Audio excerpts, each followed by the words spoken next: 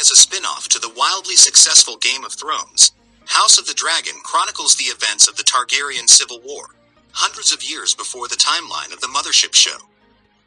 The spin-off series, which is an adaptation of Martin's Fire and Blood, aired last year to strong reviews and viewership.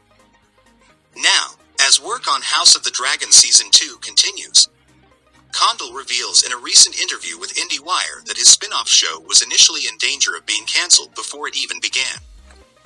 The show was one of a number of Game of Thrones spin-offs HBO had in development and, at the time, progress on the project hadn't been going well.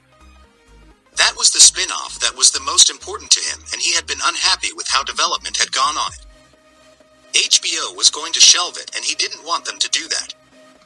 He wanted me to take another shot at it. Although there are still a number of other Game of Thrones spin-offs in development, House of the Dragon is a logical first choice to move forward with. The show, after all, is similar in ways to its predecessor.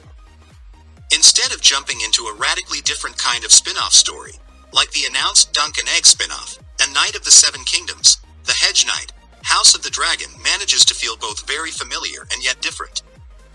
Crucially, House of the Dragon tells a similar kind of story to Game of Thrones. It chronicles a vast and epic set of events with a cast of at least a dozen crucial characters. Like Game of Thrones, the latest spin-off is really about power, with House of the Dragon Season 1 ultimately telling the story of multiple characters vying for control of the Iron Throne and how it rips them apart.